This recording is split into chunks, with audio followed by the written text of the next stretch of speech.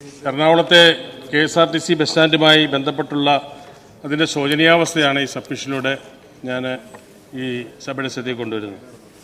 ബഹുമാനപ്പെട്ട മന്ത്രി അതിൽ പ്രത്യേക താല്പര്യമെടുക്കുന്നു എന്നുള്ളതിൽ എനിക്ക് അതിയായ സന്തോഷമുണ്ട്.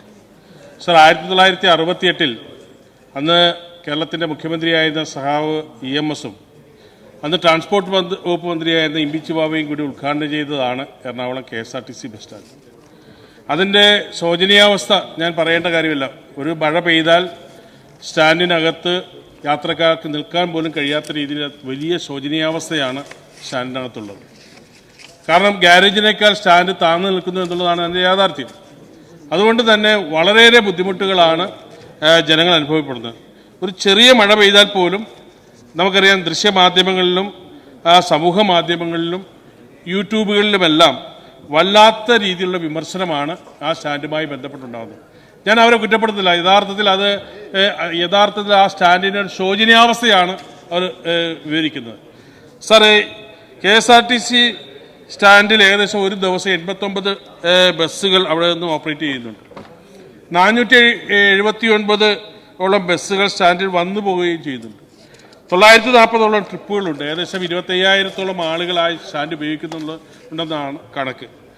സാർ, ഈ സ്റ്റാൻഡ് നവീകരിക്കാൻ സംസ്ഥാന സർക്കാരിൻ്റെ കയ്യിൽ പണമില്ലാത്തതുകൊണ്ട് കൊച്ചി സ്മാർട്ട് സിറ്റി മിഷന്റെ പദ്ധതിയുടെ ഭാഗമായി 12 കോടി രൂപ സ്മാർട്ട് സിറ്റി ബോർഡ് അനുവദിക്കുകയും ചെയ്തിട്ടുണ്ട്.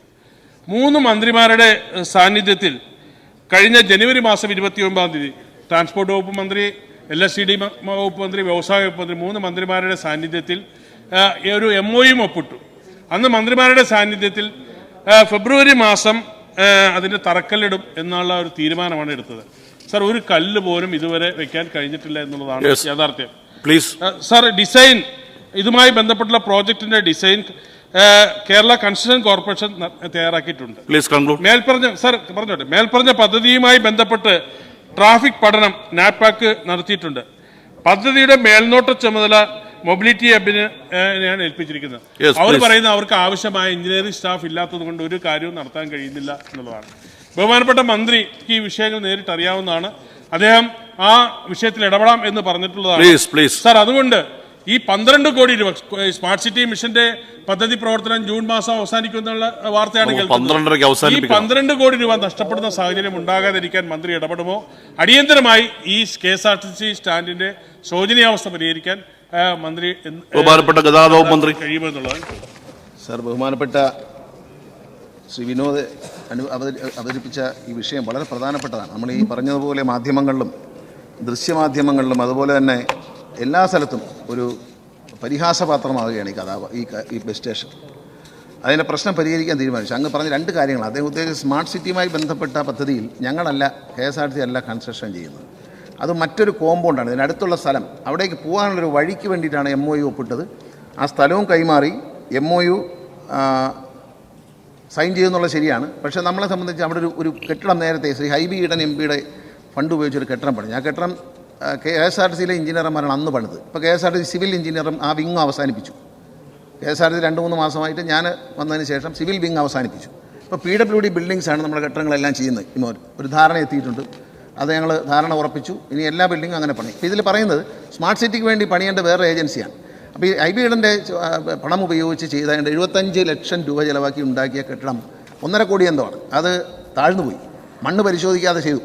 അപ്പോൾ താഴ്ന്നു പോയപ്പോൾ പിന്നെ അത് വിജിലൻസ് അന്വേഷണമായി. ഇപ്പോൾ വിജിലൻസ് അന്വേഷണം പൂർത്തിയാക്കി, ഫയലുകളെല്ലാം പൂർത്തിയാക്കിയെങ്കിൽ ഇത് പൊളിച്ചു മാറ്റാൻ അനുവാദം തരണമെന്ന് ആവശ്യപ്പെട്ടിട്ട് ബഹുമാനപ്പെട്ട മുഖ്യമന്ത്രി കത്ത് കൊടുത്തിട്ടുണ്ട്. അദ്ദേഹം വിജിലൻസ് ഡയറക്ടറെ ഏൽപ്പിച്ചിരിക്കുകയാണ്. വിജിലൻസിൻ്റെ ക്ലിയറൻസ് വന്നാലുടൻ ഈ MOU അനുസരിച്ചുള്ള പരിപാടികൾ നടക്കും. പിന്നെ കെട്ടിടം 2.5 അടി താഴെയാണ് നിൽക്കുന്നത് ഈ തറയിൽ നിന്ന്. അപ്പം നാളെ 26-ാം തീയതി, നാളെ 22 നാളെ ഉച്ചയ്ക്ക് ഒരു 3:30 കഴിയുമ്പോൾ ഞാൻ എറണാകുളത്തേക്ക് വരാം. ഉദ്യോഗസ്ഥന്മാരുണ്ടാവും, IIT എന്നുള്ള എഞ്ചിനീയർമാർ കാണും. എങ്ങനെയാണ് ഇവിടെ വെള്ളം കയറാതെ നമുക്ക് പരിഹരിക്കാൻ കഴിയും നോക്കി അടിയന്തരമായി MLA-നെ കുറിച്ച് ഫണ്ടൊക്കെ തരേണ്ടി വന്നാൽ തരണം. അതുകൂടെ ഉൾപ്പെടുത്തി നമ്മളിത് വൃത്തിയാക്കിയ ഈ കെട്ടിടം നിൽക്കുന്നിടത്ത് മറ്റൊരു കെട്ടിടം പണിയാൻ, ഒരു വ്യവസായ സംരംഭം ഉണ്ടാക്കാൻ, ഒരു മൾട്ടിപ്ലക്സ് ഒരു സാധനം ഉണ്ടാക്കാൻ വേണ്ടി നോക്കി. പക്ഷേ അത് കിഫ്കോൺ നടത്തിയ പഠനത്തിൽ ആരും ഇൻട്രസ്റ്റ് കാണിച്ചില്ല. അപ്പോൾ അതുകൊണ്ട് KSRTC തന്നെ നേരിട്ട് ഇത് ഒന്ന് പണിഞ്ഞ് വൃത്തിയാക്കാൻ തീരുമാനിച്ചിട്ടുണ്ട്. അതിൽ MLA-യുടെ സഹായം ഉണ്ടാവണം. നാളെ ഉച്ചയ്ക്ക് വരും. വന്ന് കളക്ടർ, നമ്മുടെ MD-യെയും കോർപ്പറേഷൻ മേയറെയെല്ലാം ഇന്ന് തന്നെ അറിയിക്കും. നാളെ ഉച്ചയ്ക്ക് വരും, അത് കാണും, അതിന് ഉടനെ പരിഹാരം ഉണ്ടാക്കും.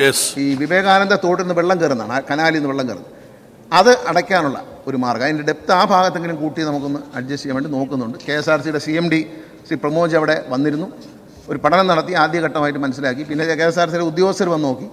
നേരിട്ട് MLA യുടെ സാന്നിധ്യത്തിൽ നാളെ നമ്മൾ പരിശോധിച്ചിട്ട് ഇതിൻ്റെ ഫൈനൽ തീരുമാനമെടുക്കും. ഉടൻ തന്നെ അതിൻ്റെ നിർമ്മാണം